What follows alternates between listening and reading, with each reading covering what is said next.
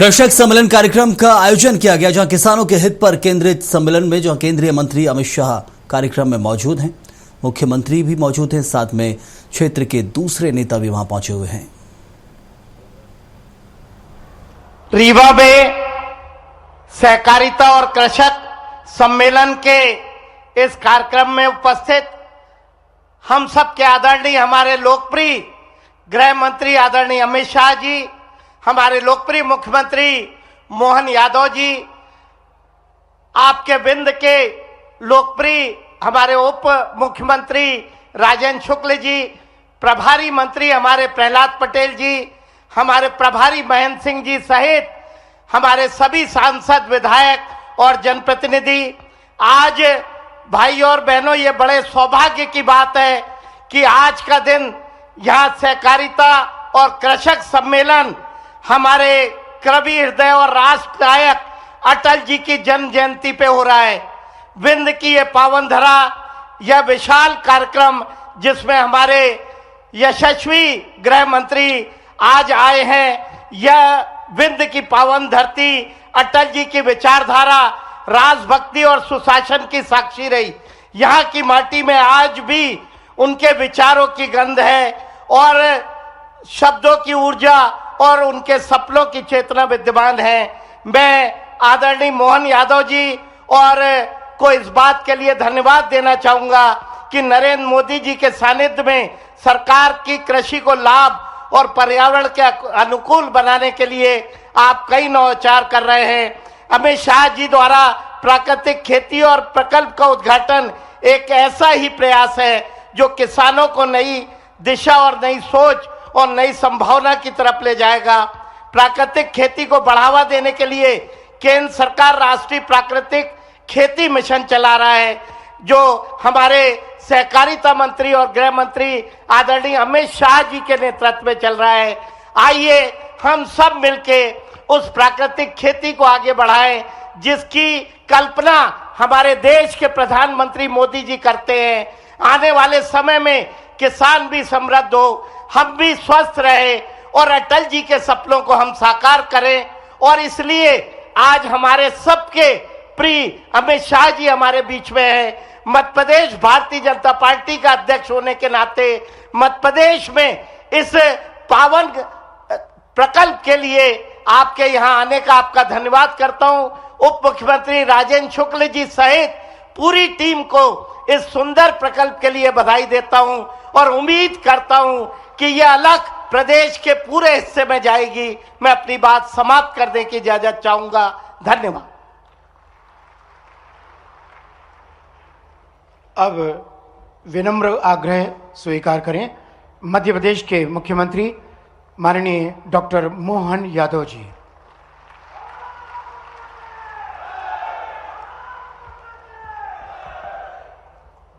बसावन मामा गोवंश वन विहार के इस गौरवमय कार्यक्रम में हमारे बीच भारत के यशस्वी गृह मंत्री श्रीमान अमित शाह जी मौजूद है। जोरदार अभिनंदन करें माननीय अमित शाह जी के लिए।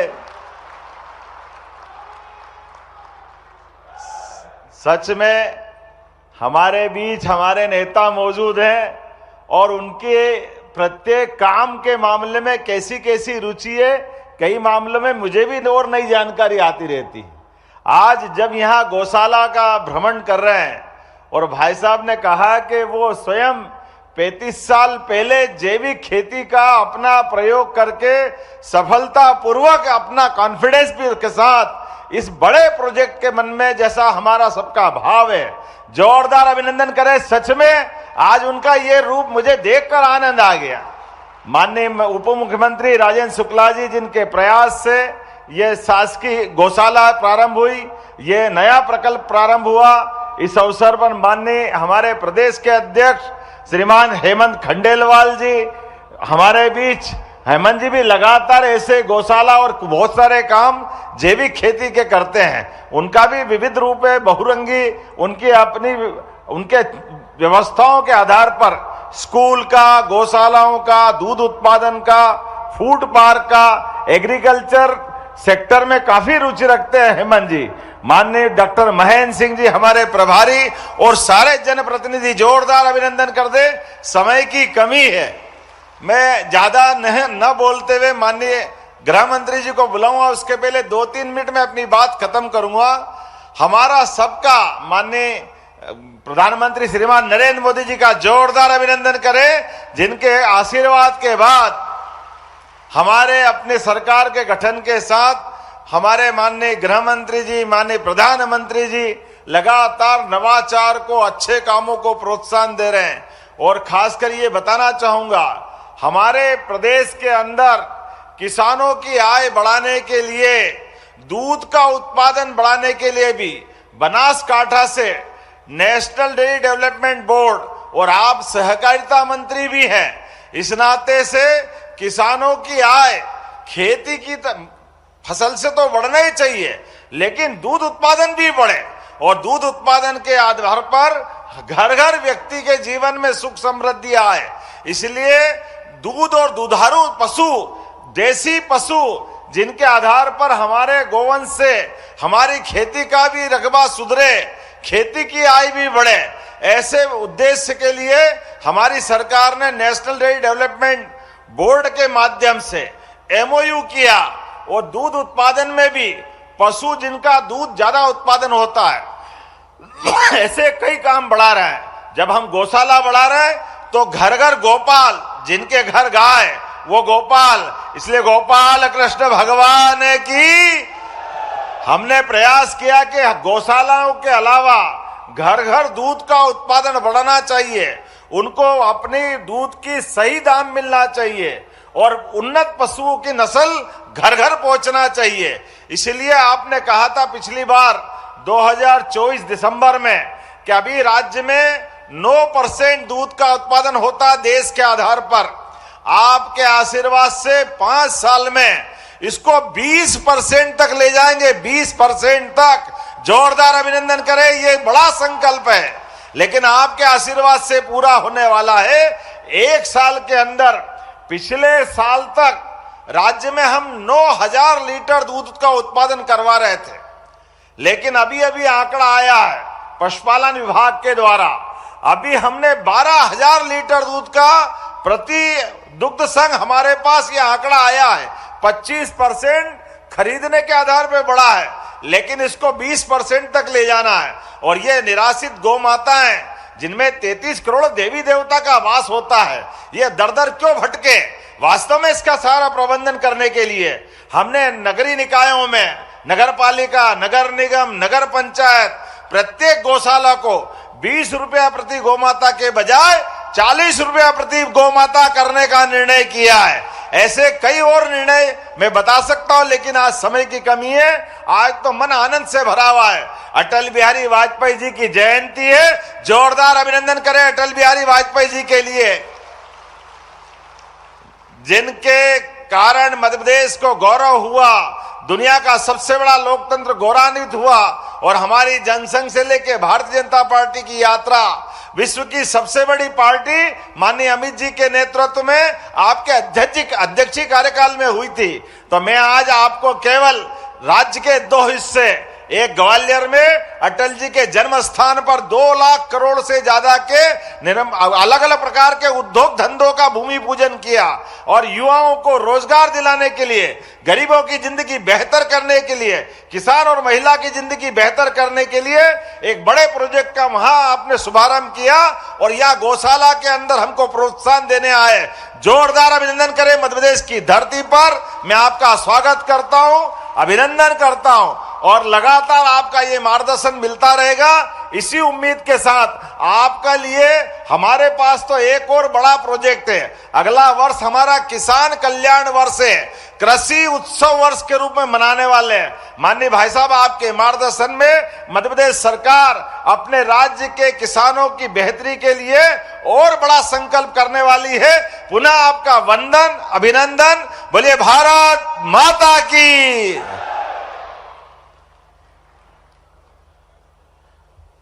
धन्यवाद।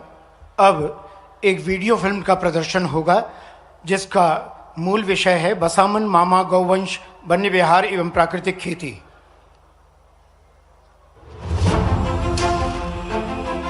आगावो अग्मना उत भद्रम अक्रम सीदंतु कोष्टे रण्यत्वमे।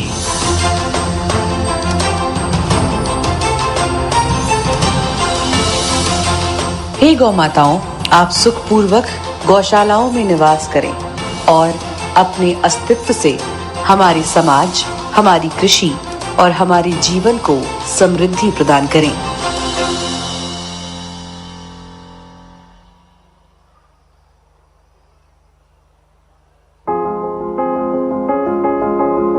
भारतीय सभ्यता की उस जीवन दृष्टि का आधार है जिसमें मनुष्य, पशु और प्रकृति परस्पर विरोधी नहीं बल्कि एक दूसरे के पूरक माने गए हैं।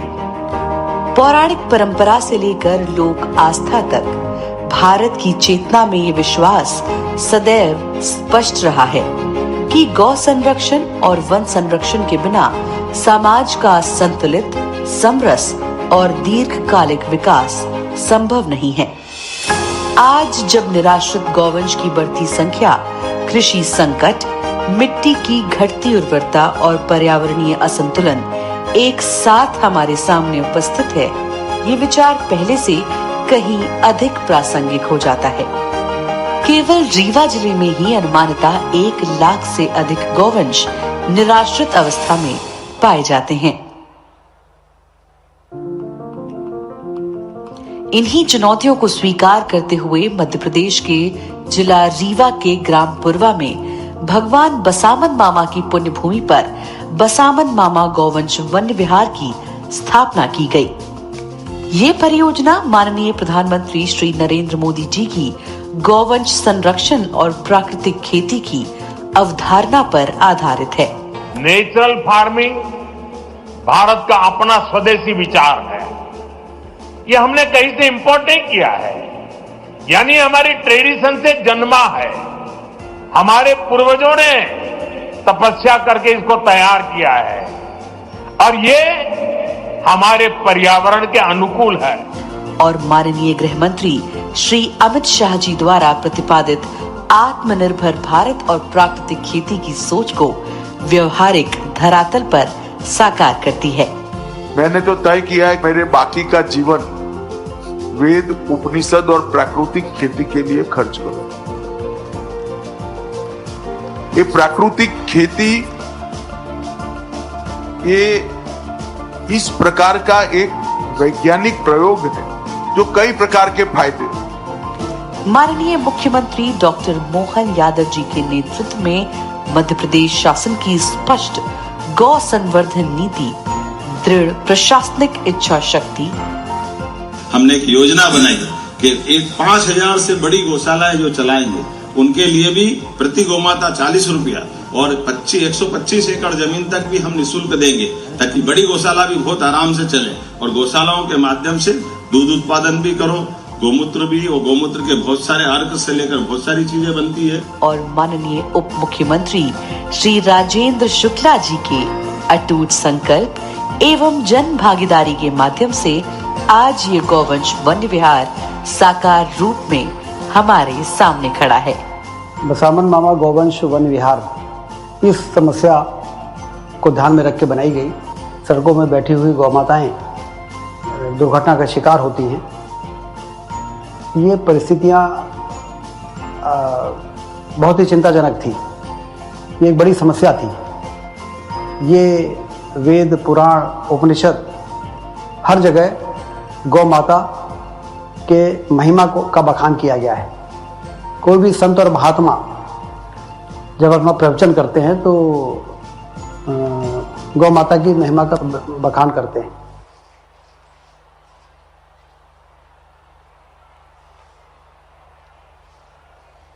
अब विनम्र निवेदन स्वीकार करें।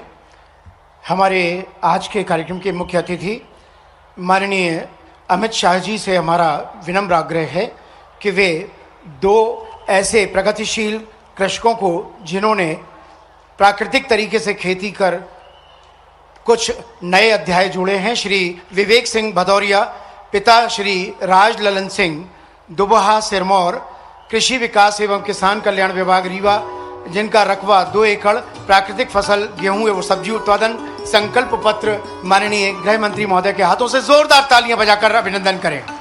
और अब श्री भूपेंद्र सिंह ग्राम खारा थनवरिया, प्राकृतिक खेती में आपने महत्वपूर्ण योगदान देने का संकल्प लिया है। ये संकल्प पत्र माननीय गृह मंत्री महोदय के कर कमलों से उनके हाथों तक। धन्यवाद।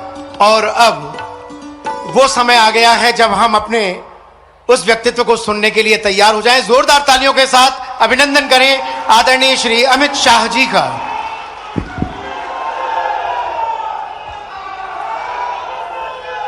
मेरे साथ बोलिए, भारत माता की।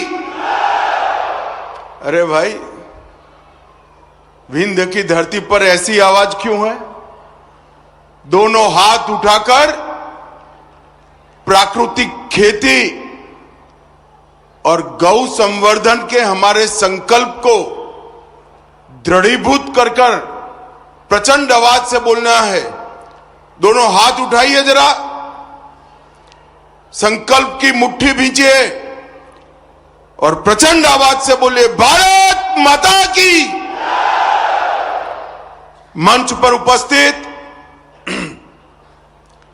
मध्य प्रदेश शासन के मुख्यमंत्री श्रीमान मोहन यादव जी, यहीं के जनप्रतिनिधि और उप मुख्यमंत्री मध्य प्रदेश शासन श्री राजेंद्र शुक्ल जी,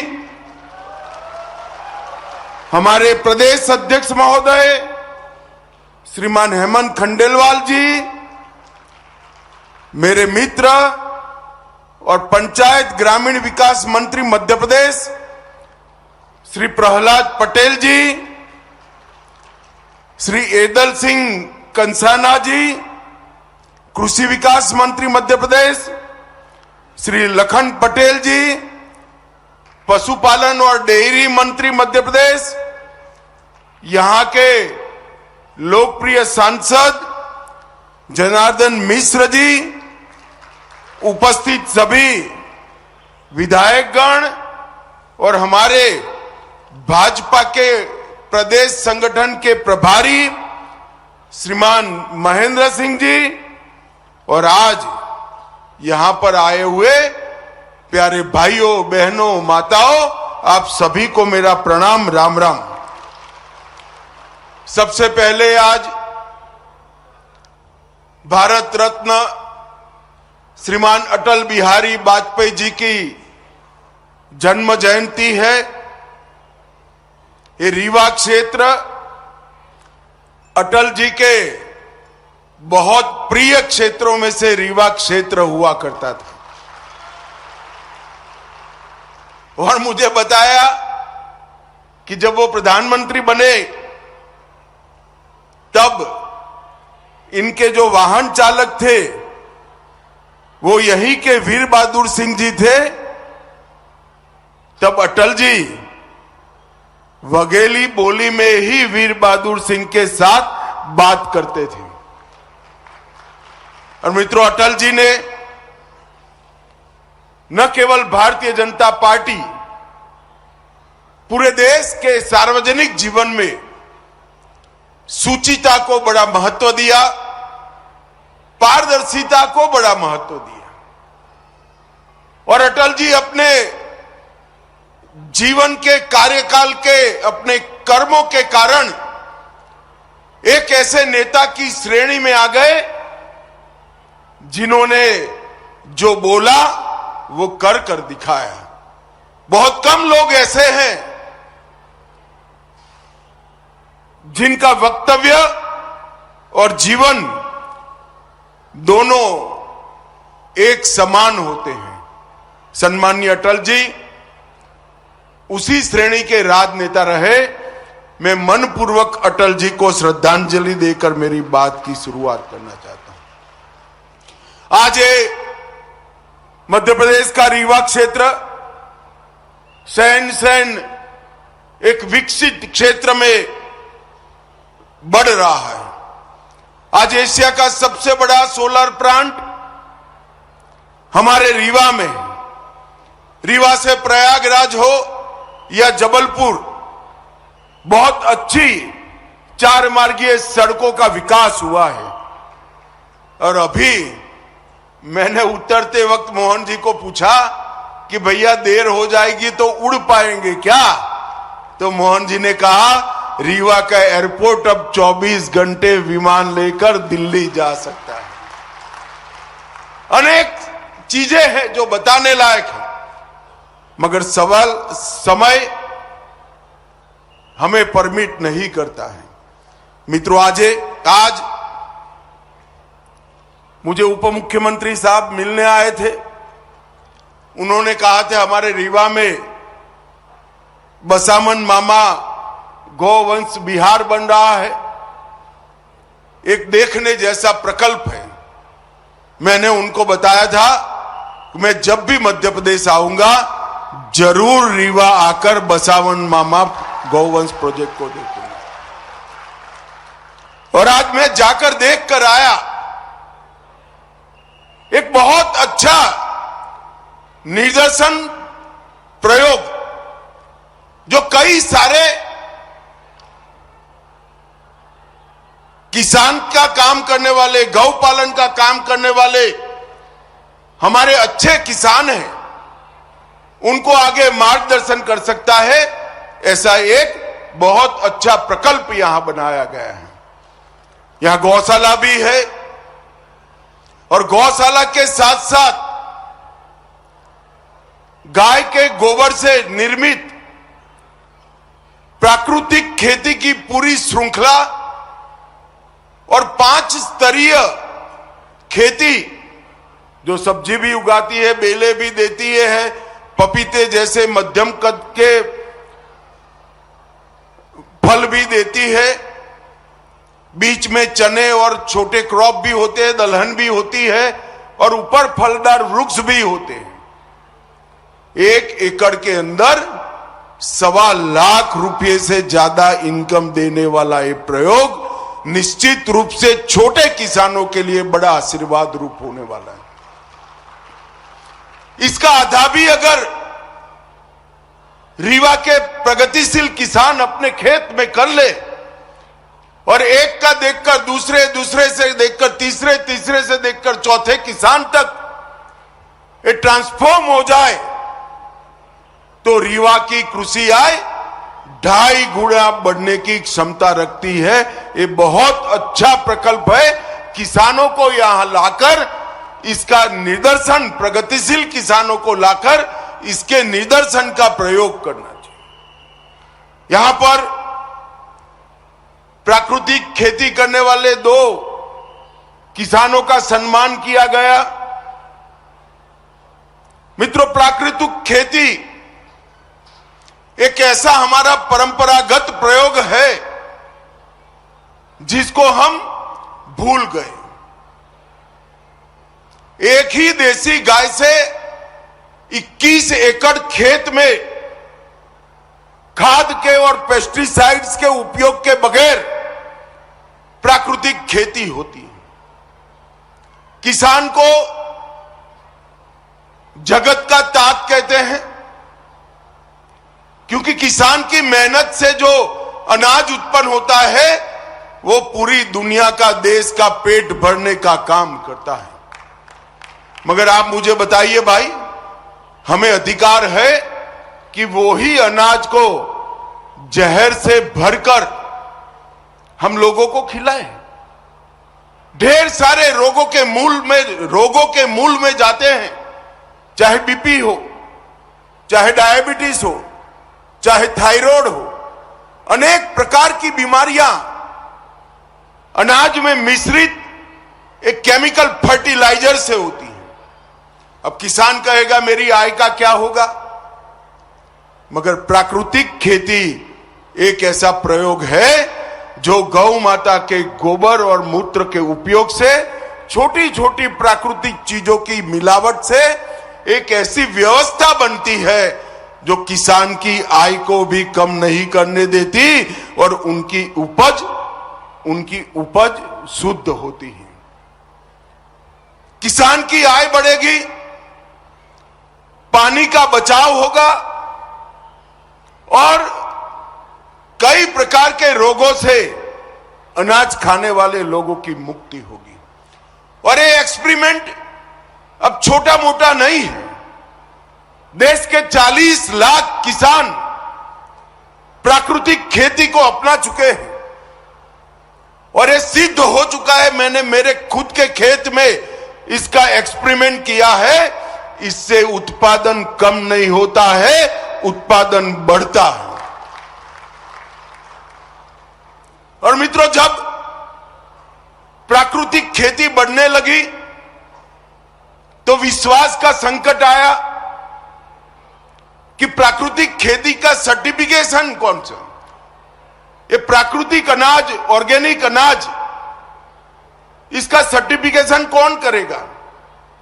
नरेंद्र मोदी जी ने सहकारिता मंत्रालय के माध्यम से 2 बड़ी कोऑपरेटिव इसका काम कर रही है, जो प्राकृतिक खेती की उपज का सर्टिफिकेशन लेबोरेटरी में, विश्व के सबसे आधुनिक लेबोरेटरी में इसका परीक्षण, इसका पैकेजिंग, इसका मार्केटिंग और इसका एक्सपोर्ट करने की व्यवस्था की है।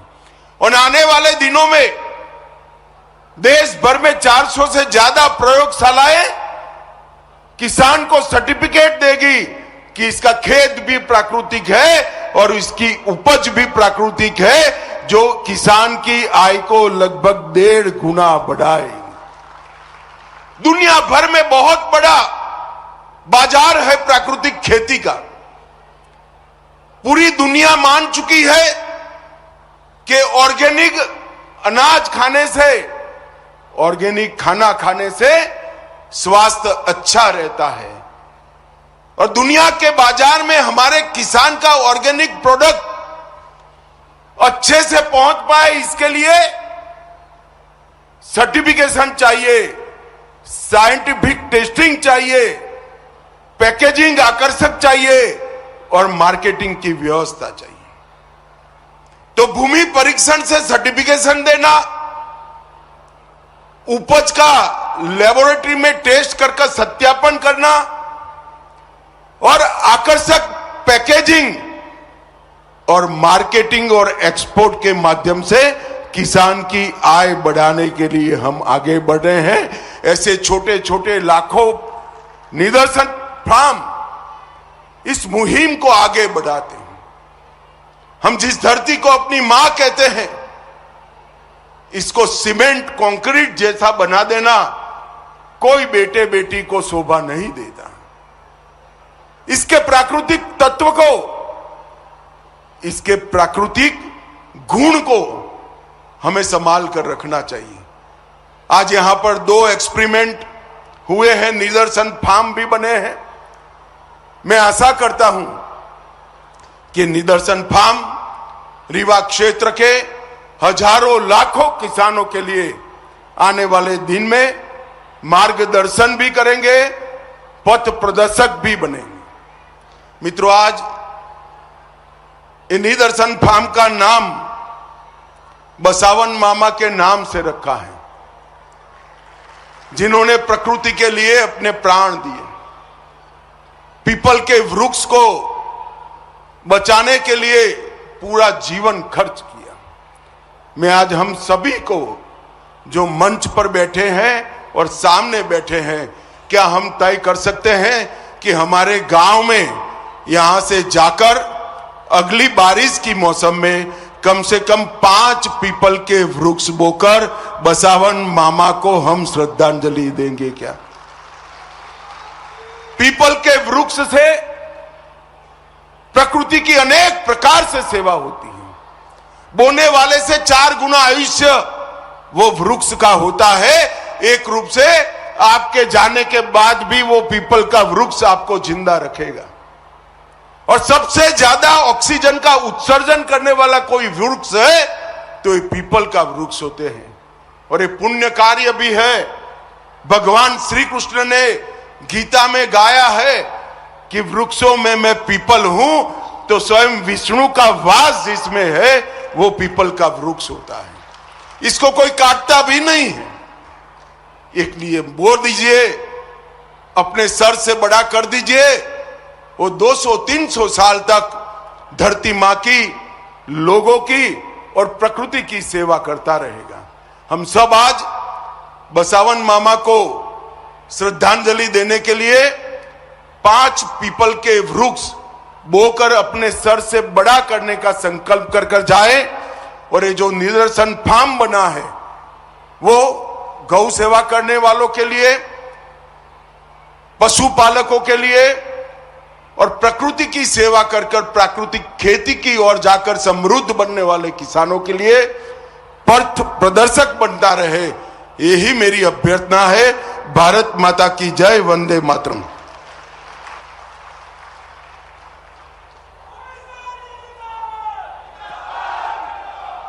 बहुत बहुत धन्यवाद माननीय गृह मंत्री महोदय। कार्यक्रम में हम हमारे समस्त अतिथि अब यहाँ से प्रस्थान करेंगे। उसके पूर्व हम उनके प्रति कृतज्ञ भाव ज्ञापित करते हैं कि उन्होंने अपना बहुत बहुमूल्य समय हमारे बीच देकर हम सभी को कृतार्थ किया। धन्यवाद। जय हिंद।